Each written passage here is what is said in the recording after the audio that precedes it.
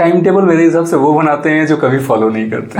अरे है ना, वो चीज़ें ज़्यादा इंपॉर्टेंस रखती हैं आपके लिए, आप पहले उसको करिए। एनर्जी आपके पास ज़्यादा रहेगा तो आप उसको पहले करिए। थोड़ा सा फास्ट चलिए इस चीज़ में, है ना, मतलब जल्दी सिलेबस कवर करिए, जल्दी रिवाइज करिए, चीज़ों को प्रैक्टिस करिए ज़्यादा से ज़्यादा, एंड कोशिश करिए कि प्रीवियस ईयर क्वेश्चंस भी जल्दी से सॉल्व करिए। नीट की एग्जाम के लिए अगर आप कोई 3 टिप्स देना चाहें बच्चों को जो उनके लिए हेल्पफुल हो जाए, तो सर आप अपने एक्सपीरियंस के आधार पे कोई 3 टिप्स दे दीजिए। पढ़ाई पढ़ाई पढ़ाई। आपने सर ऑफलाइन में काफी समय दिया है, तो सर आपने बच्चों को अक्सर कौन कौन सी गलतियां करते देखा है? या हम लोग जो पेड़ पौधे लगाते हैं, जरूरी नहीं है फल दे वो, लेकिन छांव देता है, तो इम्पोर्टेंस सबका होता है। कभी कभी हम जो सोचते हैं ना, उसके अलावा भी प्लान चलता रहता है बैकग्राउंड में, जो हमें पता भी नहीं होता है, जो हमारा अच्छा लेके चलता है। वो शेर 2 कदम पीछे जाता है तो सीधी सी बात है जंप ही करने के लिए जाता है। बिल्कुल, है ना, तो शेर ही है आप लोग, है ना।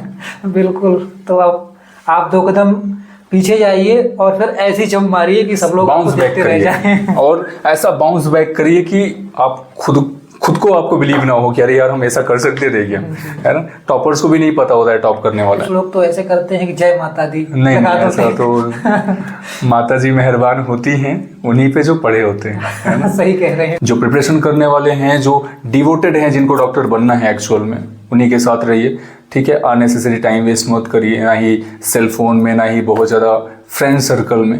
हर चीज़ को लिमिटेड बनाइए।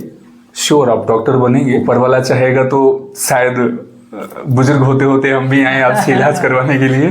ये आपके लिए सब मेरी तरफ से। जय हिंद दोस्तों, आई होप आप सभी लोग बहुत अच्छे होंगे एंड स्वागत है आपका TSS के एक और खास एपिसोड पर। और इस एपिसोड में हम चर्चा करेंगे how to crack NEET exam, क्योंकि इस समय को अगर देखा जाए तो नीट की प्रिपरेशन बहुत सारे बच्चे कर रहे हैं। तो मैंने सोचा कि क्यों ना एक ऐसा पॉडकास्ट करा जाए जिसमें नीट की स्ट्रेटेजी आपको दी जाए ताकि आपका नीट का एग्जाम क्वालिफाई हो जाए। और इस पर हमारे साथ बात करने के लिए जुड़े हैं संजय जी। तो सर कैसा लग रहा है आपको इस शो पर आकर? जी बड़ा पॉजिटिव वाइब्स आ रहा है आपके स्टूडियो से, बड़ा बेहतरीन आपने बनाया हुआ है, ठीक है। तो मुझे लग रहा है मैं जो एक्सप्लेन करना चाहूँगा आपके ऑडियंस को, जो भी बताना चाहूँगा, वो बड़ा हेल्पफुल होगा, ठीक है। तो सर आप अपना एक छोटा सा इंट्रोडक्शन दे दीजिए। जी, मैं संजय त्रिपाठी पिछले 6 साल से पढ़ा रहा हूँ नीट और जेई के बच्चों को, फिजिक्स पढ़ा रहा हूँ एंड टच में है नीट और जेई के बच्चों को। तो मेरे हिसाब से वो जो एक्सपीरियंस है वो आपके काम आएगा, ठीक है। तो ऑफलाइन बच्चों को भी देखा हमने और ऑनलाइन बच्चों को भी देखा, तो आपके ऑडियंस जो भी हैं उनको मैं अपने एक्सपीरियंस के बेस पे हेल्प कर पाऊँगा। तो आज का जो पॉडकास्ट है वो सर है how to crack NEET exam and competition. देखा जाए आज के समय में सब बहुत ज़्यादा है, तो सर आप कोई ऐसी रणनीति बताइए जिससे बच्चों की ज़्यादा से ज़्यादा हेल्प हो सके और उस रणनीति का यूज करके वो नीट एग्जाम को जल्द से जल्द क्वालिफाई कर पाएँ। जी, मेरे हिसाब से ये जो लाइन है कि कंपटीशन बढ़ रहा है, तो ये थोड़ा सा फोबिया हो जाता है बच्चों को, क्योंकि परसेप्शन पहले से बना लेते हैं कि नहीं कंपटीशन बहुत है, ऐसा है वैसा है। आप ऐसा बिल्कुल मत सोचिए। आपको सिर्फ एक अपनी पहचान बनाना है, अपना प्रिपरेशन करना है, ठीक है। तो आप ये ज़्यादा कुछ मत सोचिए। होता है ना कि आप जब 4 चीज़ें हाथ में लिए हो तो डोर ओपन करने में बड़ा प्रॉब्लम होता है, तो आप ज़्यादा सोचिए नहीं।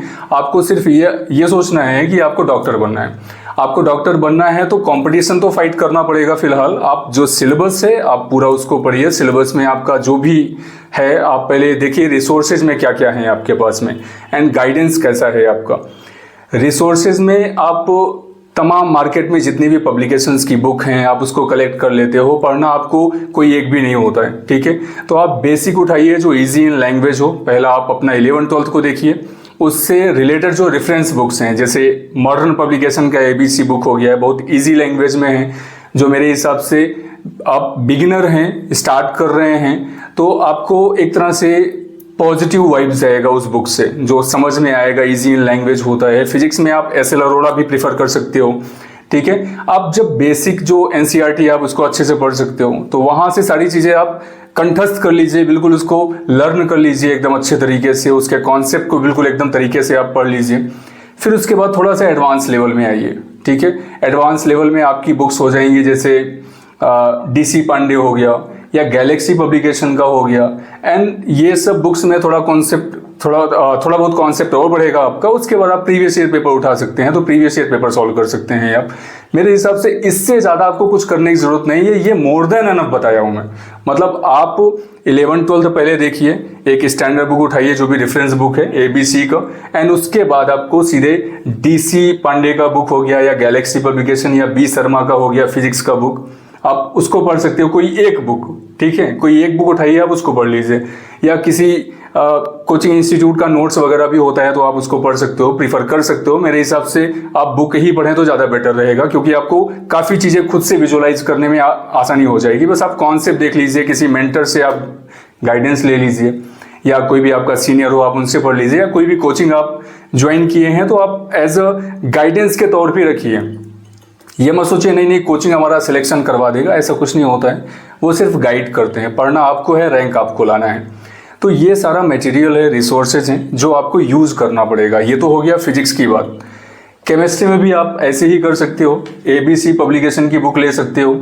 तो जो भी बेसिक्स है आपका, मीन्स आपका 11th-12th अच्छा हो जाना है, एंड आपका कुछ बेसिक कमांड भी हो जाएगा। जब कॉन्सेप्ट आपको पता रहेगा तो आप एडवांस लेवल की चीज़ें बड़ी आसानी से समझ लेंगे, ठीक है। तो कॉन्सेप्ट जब बिल्डअप हुआ आपका, तो आप प्रीवियस ईयर पेपर सॉल्व करिए, काफ़ी आइडिया हो जाएगा, सीधे क्वेश्चन पेपर में आप मतलब एग्जाम में आप बैठ सकते हैं, तो आपके लिए बड़ा ईजी हो जाएगा मेरे हिसाब से।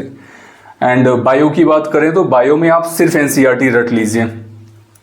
रटने का मतलब रट ही लीजिए, सही बता रहा हूँ मैं, क्योंकि ये जो भी क्वेश्चन पेपर होता है आपका नीट का, वो मेमोरी बेस्ड होता है। मोस्टली चीज़ें वन लाइनर होता है, तो आपको याद है आंसर कर दीजिए, ठीक है। और इन केस रटने में जो जैसे कुछ वर्ड्स हैं आपको नहीं समझ में आ रहा है, तो उसके लिए रेफरेंस बुक रखिए आप, जैसे ट्रूमेंस हो गया, ठीक है। तो वो जो वर्ड्स नहीं समझ में आ रहे हैं, आप उसका एक्सप्लेनेशन उसमें देख सकते हैं उसमें। वहाँ पे आप ये सोचें नहीं हमें पूरी बुक पढ़ना है, उसको भी इसको भी पढ़ना है, तो आप अपने साथ थोड़ा बेईमानी कर रहे हैं, ठीक है ना। तो ऐसा नहीं करिए। अच्छा सर, आप फिजिक्स पढ़ाते हैं, तो सर मैं आपसे पूछना चाहूँगा कि जब बच्चे फिजिक्स पढ़ते हैं तो सर उनको किस तरह से पढ़ना चाहिए ताकि उनके कॉन्सेप्ट अच्छे से क्लियर हो जाएं? देखिए, कॉन्सेप्ट क्लियर करने के लिए तो आपका मैथमेटिकल कमांड होना चाहिए। जैसे जो नीट का प्रिपरेशन कर रहे हैं बच्चे, मेरे हिसाब से उनको सबसे पहले तो 1 हफ्ते मैथमेटिक्स सॉल्व करे। वो जो भी बेसिक इंटीग्रेशन एंड डेरिवेशन होता है, आप 1 वीक तक जो फार्मूला बेस्ड क्वेश्चंस होते हैं मैथमेटिक्स के, आप इजी वाले केवल उतना 1 वीक आप प्रैक्टिस करिए उसका। उसके बाद फिर आप फिजिक्स में आइए, ठीक है।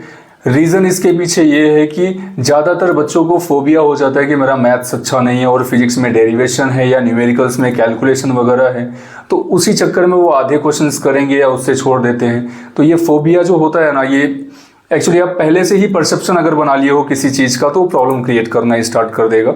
आप सीधे ईजी रखिए। आप 1 वीक तक, या अभी तक नहीं भी किए हैं तो आप अब कर सकते हैं, 1 वीक आप जो भी डेरिवेशन है, डेरिवेटिव है, means differentiation and integration, differentiation and integration का जितने भी फार्मूले हैं वो आप पढ़ लीजिए, एंड फार्मूला बेस्ड क्वेश्चंस कर लीजिए आप, ठीक है, बेसिक इजी वाले जितने भी हैं। एंड फिर से आप आ जाइए कॉन्सेप्ट में। तो कॉन्सेप्ट जब आप पढ़िए फिजिक्स का, जैसे आप न्यूटन्स का सेकेंड लॉ पढ़ रहे हो, तो मोस्टली लोग सीधे फार्मूला बोल देते हैं, ठीक है। आप उसको रिलेट करने की कोशिश करिए। यहाँ तक कि जो क्वेश्चंस भी गिवन होते हैं वो आपके आसपास में ही सारी चीज़ें एग्जिस्ट करती हैं, उसी से रिलेट करके वो क्वेश्चंस फ्रेम करते हैं। जैसे मैक्सिमम क्वेश्चंस मंकी का क्वेश्चन होता है, लिफ्ट का क्वेश्चन होता है। आप गांव वगैरह से होंगे तो पहले देखे होंगे वो कुआं होता था, उसमें रोप से ऐसे पानी खींच रहे हैं, है ना। तो उस पे बेस्ड क्वेश्चंस होते हैं, तो बड़ा इंटरटेनिंग होता है। आप करना चाहेंगे तो बड़ा मजा आएगा। तो कॉन्सेप्ट तो ऐसे ही क्लियर हो जाएगा, है ना।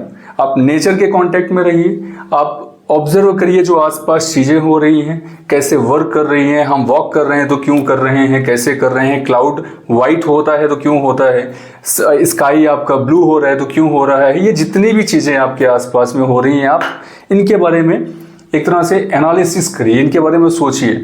तो फिर जैसे बोलते हैं ना कि पहले के टाइम पे मेडिटेशन करते थे लोग, एक्चुअली फिजिक्स मेडिटेशन ही है ना। हाँ। अच्छा, अगर टाइम टेबल की बात अगर करी जाए तो आपको क्या लगता है कि बच्चों को टाइम टेबल फॉलो करना चाहिए क्या? टाइम टेबल मेरे हिसाब से वो बनाते हैं जो कभी फॉलो नहीं करते। अरे है ना, ऐसा कैसे कह सकते हैं सर आप? नहीं, एक्चुअली होता है ना कि आप टाइम टेबल इतना डिसिप्लिन होके अगर आप जैसे बोले कि नहीं ये 8 o'clock पे हमको ये करना है, 8:10 हो गया, आप डिस्टर्ब हो गए, पता चला सब खराब, है ना। ऐसा नहीं होता है। आपका जिस चीज़ में ज़्यादा इंटरेस्ट हो, जैसे आपका पढ़ाई पे इंटरेस्ट है, आप दिन भर लेके बैठिए, पढ़िए, आप जितना टाइम है आपके पास। उसके अलावा अगर आपको एंटरटेन करना है तो आप उसी में से थोड़ा टाइम निकाल के वो काम कर लीजिए, जो मेरा मानना है ना। जो प्रायोरिटी, जैसे आपका अभी स्टूडेंट लाइफ है, तो अभी आपकी प्रायोरिटी है स्टडी करना, पढ़ाई करना, तो आपको ज़्यादा टाइम किस में देना चाहिए? पढ़ाई में, ना कि घूमने में, है ना। कि पता चला आपने स्लॉट बुक कर रखा है, ये 2 घंटे, ये पता चला जिस टाइम पे आपने टाइम टेबल में रखा हुआ है कितने टाइम पढ़ना है हमको, उस टाइम पे आप सो रहे हो या उस टाइम पे घूम रहे हो। अब भाई अब कैसे करोगे? आपने तो उसको भुला दिया, है ना। अब जो अदर वाला है आप उसको कंटिन्यू कर लिया, लेकिन ये भूल गए, तो आप 1 दिन मिस किए, 2 दिन मिस किए, आपका रिदम बिगड़ गया, है ना। तो आप प्रायोरिटी जो रखता है अभी जो है स्टूडेंट लाइफ में, तो पढ़ाई करिए, बाकी का ऐसे ही आप, मेरे हिसाब से थ्रू आउट होल लाइफ आपका यही होना चाहिए कि जो चीज़ें ज़्यादा इंपॉर्टेंस रखती हैं आपके लिए, आप पहले उसको करिए। एनर्जी आपके पास ज़्यादा रहेगा तो आप उसको पहले करिए, फुल एनर्जी से करेंगे। बाकी जो बची एनर्जी है फिर अदर चीज़ों में एक्सपेंड करिए उसको। जो बच्चा नीट की तैयारी करने आता है शुरू में, तो उसको सर अपना माइंड सेटअप किस तरह से करना चाहिए? भाई सीधी सी बात है, आप यंग हो तो एनर्जी ज़्यादा होगा। आप कोई भी चीज़ स्टार्ट कर रहे हो तो आप ज़्यादा एनर्जी से उसको, ज़्यादा पावरफुल तरीके से स्टार्ट करोगे। आप कोई चीज़ लेके अगर बैठ गए हो तो एक तरह से आपका एनर्जी जो है वो धीरे धीरे डिग्रेड होता जाएगा, कम होता जाएगा। तो आप तो इसके लिए मेरे हिसाब से प्लान करना चाहिए आपको कि 1 ईयर में सिलेक्शन चाहिए, 2 ईयर्स में जो भी आपका टाइम फ्रेम हो, आपके पढ़ने का जो भी स्पीड हो। मैं ये नहीं बोलूँगा कि नहीं बिल्कुल 1 साल में ही हो जाएगा। कुछ बच्चे हैं थोड़ा स्लो पढ़ते हैं, बट कोशिश करिए आप थोड़ा सा फास्ट चलिए इस चीज़ में, है ना। मतलब जल्दी सिलेबस कवर करिए, जल्दी रिवाइज करिए, चीज़ों को प्रैक्टिस करिए ज़्यादा से ज़्यादा, एंड कोशिश करिए कि प्रीवियस ईयर क्वेश्चंस भी जल्दी से सॉल्व करिए। तो ये 1 ईयर मोर देन एनफ है मेरे हिसाब से, क्योंकि आप 1 ईयर क्या 2 ईयर्स का आपके पास पूरा टाइम है। आप 11th एंड 12th में हो तो आप स्कूल के साथ में प्रिपरेशन कर सकते हो, और मोर देन एनफ टाइम होता है आपके पास, एम्पल टाइम है, तो आप कर सकते हो वहाँ पे। और सिलेक्शन आप 12th के बाद ही लीजिए, उसके बाद क्या है ना। आप इसको थोड़ी ना बना देना है बिल्कुल 10 साल का कहानी, है ना। इसके अलावा डॉक्टर भी बनना है ना आपको, या प्रिपरेशन ही करना है? पूछिए आप अपने ऑडियंस से। ओके, नीट की एग्जाम के लिए अगर आप कोई 3 टिप्स देना चाहें बच्चों को जो उनके लिए हेल्पफुल हो जाए, तो सर आप अपने एक्सपीरियंस के आधार पे कोई 3 टिप्स दे दीजिए सर। हाँ, टिप्स तो ये लोग बहुत सुनते हैं। ये लोग पूरा साल टिप्स ही देखते हैं, टिप्स ही सुनते हैं। हाँ, क्योंकि टिप्स ही सर वायरल भी होते हैं। हाँ वही ना, एक्चुअली टिप्स के चक्कर में मत पड़िए आप लोग। पढ़ना है आपको, ठीक है। और पढ़ाई करने का ना ही कोई शॉर्टकट है। अब ऐसा तो है नहीं कि आप न्यूटन्स लॉ ऑफ मोशन आप पढ़ रहे हो तो पहला पेज पढ़ के बस हो गया, सिलेक्शन हो जाएगा, ऐसा नहीं होता है। आपको पूरा पढ़ना पड़ेगा, ठीक है।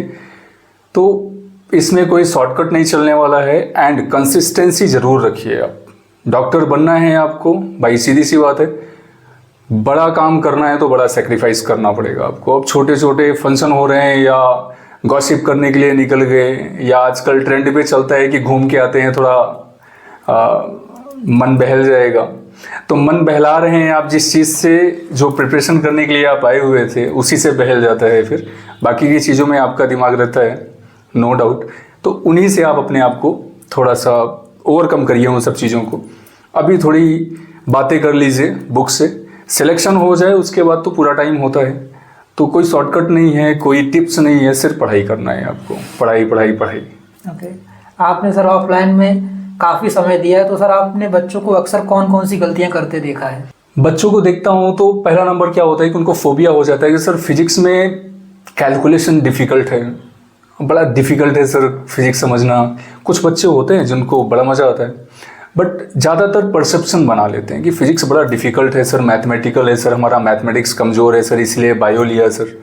ऐसा नहीं है। 10th तक आपने पढ़ा होगा और बहुत ज़्यादा कैलकुलेशन नहीं होता है। मोस्टली नीट में जो पूछते हैं क्वेश्चंस वो मेमोरी बेस्ड होता है, कुछ ही थोड़ा बहुत कैलकुलेशन होता है, और आपको उतना आना भी चाहिए। और बच्चों को मैंने देखा कि वो स्टार्टिंग जब करते हैं ना तो बड़ा ज़ोर शोर से करते हैं, बिल्कुल करेक्ट। हाँ, 2-3 महीने बहुत अच्छे से करेंगे वो, 4 महीने भी करेंगे, उसके बाद उनके ऊपर थोड़ा प्रेशर पड़ने लगता है स्कूल से भी, प्लस उनका खुद का एक प्लान डेवलप होना स्टार्ट हो जाता है, क्योंकि हर 2 महीने में उनका अलग अलग प्लान चलता है। कभी कभी वो सोचते हैं कि हम 2 महीने में ख़त्म कर लेंगे फिजिक्स केमिस्ट्री ख़त्म कर लेंगे, 1 महीने में ख़त्म कर लेंगे बायो। ऐसा होता नहीं है। आप कंसिस्टेंसी बनाइए, आप 2 पेज पढ़ रहे हो, 5 पेज पढ़ रहे हो, जो भी पढ़ रहे हो, आपको ये पता होना चाहिए कि आपने जो पढ़ा हुआ है वो एकदम आता है, आपको एकदम श्योर हो उस टॉपिक में, ठीक है। तो आप ये जो कंसिस्टेंसी नहीं मेंटेन कर पाते हो, 3 महीना पढ़ने के बाद भूल गए, 2 महीने, फिर उसके बाद जब एग्जाम आया तो आपको याद आया कि नहीं पढ़ाई भी करना है, तब तक पता चला हमको कुछ आता ही नहीं है ना। तो हमको कुछ आता ही नहीं है, उसमें सब आप बेकार कर देते हैं। तो ये ध्यान रखिए, आपको चलते रहना है थ्रू आउट होल ईयर, ठीक है ना। कभी कभी होता है कि मन नहीं कर रहा है पढ़ने का, या आप थोड़ा सा ब्रेन आपका प्रोसेस नहीं कर रहा है प्रॉपर तरीके से, तो आप थोड़ी देर एंटरटेन करिए, वापस से आ जाइए या सो जाइए, या फिर वापस से उठिए, फुल एनर्जी के साथ में आप लगिए। तो मेरे हिसाब से वो ज़्यादा बेटर है rather than quitting your job. Okay, तो आप कंटिन्यूअस लगे रहिए। ये जैसे होता है ना, 3 महीने पढ़े उसके बाद 2 महीने आराम कर रहे हैं फिर पढ़ रहे हैं, ऐसा मत करिए। आप कंसिस्टेंटली पढ़ते रहिए, भले थोड़ा कम ही पढ़िए, वो चलेगा, लेकिन आप लगे रहिए अपने काम में। जैसे कि सर बहुत सारे बच्चे क्या होते हैं, डिमोटिवेट हो जाते हैं जब उनका सिलेक्शन होता नहीं है। तो सर इस पेज में उनको अपने आप को कैसे मैनेज करना चाहिए? जब उनका सिलेक्शन ना हो तो वो किस तरह से अपने आप को मैनेज करें? सिलेक्शन नहीं हो रहा है तो एक तरह से ये सोचिए, आप पॉजिटिव वे में लेके जाइए कि आपने जो किया वो आपका नॉलेज आपके लिए कुछ, आपके पास कुछ आया, और नॉलेज कभी वेस्ट नहीं होता है। तो होता है ना कि बोलते हैं लोग, आप कोई काम कर रहे हो तो एक जनरेशन से दूसरे जनरेशन में ट्रांसफ़र होता है ना। या हम लोग जो पेड़ पौधे लगाते हैं, है ना, ज़रूरी नहीं है फल दे वो, लेकिन छाँव देता है। तो इम्पोर्टेंस सबका होता है। सिलेक्शन नहीं हुआ तो कोई बात नहीं है, आप अदर फील्ड में भी जा सकते हो, आपके पास काबिलियत है तो थोड़ा और मेहनत करिए। अगर उसी फील्ड में जाना है तो थोड़ा और मेहनत करिए, थोड़ा टाइम दीजिए, उसमें भी सिलेक्शन होगा। इनकेस अगर नहीं हो पा रहा है तो डिमोरलाइज मत होइए कि नहीं ज़िंदगी हमारी ख़त्म हो गई, अब इसके अलावा हम कुछ नहीं कर पाएंगे, हमारा ज़िंदगी बर्बाद हो गया है ना। कुछ नहीं होता है ऐसा।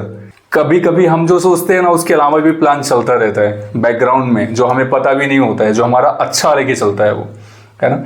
तो आप करते रहिए, काम अपना करते रहिए। नहीं हो रहा है सिलेक्शन, दूसरा फील्ड में जाइए, उसी से रिलेटेड तमाम है। नेक्स्ट का एग्ज़ाम होता है नीट के अलावा, ठीक है, बहुत अच्छा यूनिवर्सिटी है, ऑल इंडिया में केवल 2 ही यूनिवर्सिटीज़ हैं, उसमें जाइए। और तमाम सारी यूनिवर्सिटीज़ हैं जो अच्छा फील्ड, मतलब अच्छे से पढ़ाई होती है वहाँ पे, आप उसके बाद भी अच्छी प्लेस में जा सकते हैं। तमाम लोग तो मेडिकल MBBS निकालने के बाद देख रहे हैं IAS बन रहे हैं, है ना। तो डिमोरलाइज मत होइए, वो MBBS करके बन रहे हैं, आप डायरेक्ट बन जाइए सीधे, कुछ भी करके, ग्रेजुएशन करके। तो ओवरऑल मतलब पॉजिटिव रहना है, हाँ, नेगेटिव नहीं होना है। बिल्कुल पॉजिटिव रहिए। नेगेटिव क्यों भाई, नेगेटिव बनने के लिए पैदा हुए हो, है ना। पॉजिटिव रहिए। एंड अगली बार जब आप कोशिश करें तो उससे दुगनी जोश के साथ आगे Yes. बढ़े और सिलेक्शन ले लीजिए, है ना। शेर 2 कदम पीछे जाता है तो सीधी सी बात है, जंप ही करने के लिए जाता है, बिल्कुल, है ना। तो शेर ही हैं आप लोग, है ना। बिल्कुल। तो आप 2 कदम पीछे जाइए और फिर ऐसी जंप मारिए कि सब लोग आपको बाउंस बैक देखते रह जाएं। करिए, और ऐसा बाउंस बैक करिए कि आप खुद को आपको बिलीव ना हो कि अरे यार हम ऐसा कर सकते थे क्या, है ना। टॉपर्स को भी नहीं पता होता है टॉप करने वाला है। करेक्ट। ओके, तो अभी तो बात हुई है कि तैयारी कैसे करें नीट के लिए। अब सपोज कीजिए सर कि बच्चे ने 1 साल अपनी तैयारी करी और अब वो एग्ज़ाम देने जाता है और एग्ज़ाम हॉल में बैठा हुआ है, तो वहाँ पे किन किन बातों का विशेष ध्यान रखें? पहला नंबर तो आप एनर्जेटिक रहिए, एंड जब आप पेपर सॉल्व कर रहे हो तो आप एक बात का ध्यान रखिए कि क्वेश्चंस रीड बहुत केयरफुली करिए, ठीक है ना। आपको अगर कोई पॉइंट्स नहीं समझ में आ रहा तो उसको रिपीट कर लीजिए। क्वेश्चन को रीड करने में आप थोड़ा, वैसे भी आप प्रैक्टिस किए रहेंगे तो एक बार में ही समझ में आ जाएगा। एंड इन केस अगर नहीं समझ में आ रहा है क्वेश्चन तो ज़्यादा टाइम मत दीजिए, एक बार पढ़िए, दूसरी बार पढ़िए। आप पढ़े हो तो आपको समझ में आ जाएगा, क्वेश्चन हो जाएगा, थोड़ा ब्रेन अप्लाई करिए, ठीक है। एंड अगर ज़्यादा टाइम कंज्यूम हो रहा है वहाँ पे तो आप स्विच करके नेक्स्ट क्वेश्चन में आ जाइए, बाद में देख सकते हैं आप, क्योंकि आपको ड्यूरेशन भी देखना है यहाँ पे कि 3 आवर्स का पेपर हो रहा है, तो वहाँ पे कैलकुलेटेड टाइम होता है एक एक क्वेश्चन का, ठीक है। तो जितने भी क्वेश्चंस हैं मेरे हिसाब से जो भी पूछा जाता है उसमें एक आप उसको डिवाइड कर लीजिए कितने मिनट में ये क्वेश्चन करना है। आप पहले से ही इसको कर लीजिएगा, paper previous year paper solve करेंगे तो वहाँ से आइडिया हो जाएगा आपको, ठीक है। तो उससे ज़्यादा टाइम मत दीजिए आप, और जो भी जब आप जितने भी क्वेश्चंस आपको आ रहे हैं वो अगर आप कर लेते हैं तो लास्ट में जितना भी टाइम बचता है आप वापस आके फिर क्वेश्चंस को देख सकते हैं, आप फिर से उसको कर सकते हैं। लेकिन कभी कभी होता है कि आप एक ही क्वेश्चन में उलझे हुए हैं तो उसके चक्कर में जो क्वेश्चंस ईजी वाले आगे पड़े हुए हैं वो आप छोड़ देते हैं, तो वो गड़बड़ हो जाता है फिर आपके लिए। तो ये गलती मत किया करिए, मत करना आप लोग, है ना। कुछ लोग कर भी चुके होंगे, है ना। तो जो हैं अभी बैठने वाले हैं एग्ज़ाम में वो बिल्कुल ना करें इस चीज़ को। बाकी पेपर दीजिए, ठीक है, ज़्यादा सोचना नहीं है, और आप प्रैक्टिस करिए, प्रीवियस ईयर को पहले प्रैक्टिस करिए, वो इन्वायरमेंट दीजिए आप, ताकि जो कमियां हो रही हैं आप में, कितना ड्यूरेशन लग रहा है क्वेश्चन सॉल्व करने में, आपको समझने में कितना टाइम लग रहा है, ठीक है, या कितने क्वेश्चंस कर पा रहे हैं आप, क्या वो कट ऑफ पार कर रहा है या अच्छा मार्क्स आ रहे हैं उससे कि नहीं आ रहे हैं, तो आप इसको पहले एनालाइज करिए, ठीक है। और फिर बाद में सोचिएगा कि एग्ज़ाम टाइम में कैसे क्या होगा। तो आप जब पहले से ही प्रिपेयर्ड रहेंगे तो एग्ज़ाम टाइम में तो नो डाउट अच्छा ही होना है। ओके, ठीक है। एंड सर बहुत सारे बच्चे ये गलती कर देते हैं कि वो सारे क्वेश्चन अटेम्प्ट कर लेते हैं, कुछ क्वेश्चन ऐसे भी अटेम्प्ट कर लेते हैं उनको पता ही नहीं होता है कि उनका आंसर एक्चुअली में सही है क्या, तो सर इसमें नेगेटिव मार्किंग भी होती है, तो इस पर आप क्या कहना चाहेंगे? नहीं तो उनको सिलेक्शन नहीं पाना होता है तभी ऐसा करते हैं ना, क्योंकि वो टारगेट बना के चलते हैं, सब अटेम्प्ट करने हैं। वो टॉप करना, जो फ्रेशर होते हैं अक्सर, जो फ्रेशर होते हैं जो प्रिपरेशन नहीं किए होते हैं, जो सिर्फ बोलना नहीं चाहिए, कुछ बच्चों को शायद बुरा भी लग जाए, दिखाने के लिए अगर प्रिपरेशन कर रहे हैं आप कि नहीं हम तो नीट का प्रिपरेशन कर रहे हैं, 1-2 साल इसी में गुजार दिए अपना, तो अक्सर ये अगर सोच रहे हैं कि हम सारे क्वेश्चंस कर लेंगे और बिना पढ़े आ जाएगा, हमें सारे क्वेश्चंस तुक्का वाला सही हो जाएगा। जैसे कि आपने अभी तुक्के की बात करी, कुछ लोग तो ऐसे करते हैं कि जय माता दी, नहीं ऐसा तो माता जी मेहरबान होती हैं उन्हीं पे जो पढ़े होते हैं। सही कह रहे हैं सर। तो मेरे हिसाब से जो है आप साल भर माता जी को प्रसन्न करिए पढ़ के, तो वो आशीर्वाद देंगी एग्जाम के दिन में, अब पता चला एक दिन मना लो तो ऐसा नहीं चलेगा। एक्सीलेंट पॉइंट सर, बहुत अच्छा बताया। माता जी उस पर ही कृपा करती हैं जो अच्छे से पढ़ाई करता है। जी बिल्कुल, ये नहीं कि आप जिस दिन एग्जाम है उसी दिन बस 101 रुपए का प्रसाद, हाँ उसी दिन याद कर रहे हैं आप, तो उससे कुछ होने वाला है नहीं। हाँ तो कभी कभी होता है ना कि स्लो प्रोसेस में होता है, माता जी भी देखती हैं कि हाँ कोई बात नहीं बेटा, अभी कर लो, थोड़ी देर बाद मेहरबान होंगे हम। सही कह रहे हैं। तो सर वीडियो के अंत में आप क्या मैसेज देना चाहेंगे जो नीट की तैयारी कर रहे हैं? खूब पढ़िए, मस्त रहिए आप लोग, अपने स्वास्थ्य का ध्यान रखिए, वो बहुत ज़रूरी है, ठीक है, क्योंकि स्वास्थ्य स्टार्टिंग में आप लोग सही करते हैं, बीच में कुछ लोगों का तबीयत ख़राब हो जाता है, जैसे बच्चे बाहर पढ़ने आते हैं उनका, तो उसके वजह से उनकी पढ़ाई ख़राब हो जाती है। तो आप अपने हेल्थ का ज़रूर ध्यान दीजिए, क्योंकि हेल्थ रहेगा तो कंसिस्टेंसी ऑटोमेटिक बनी रहेगी आपकी, है ना।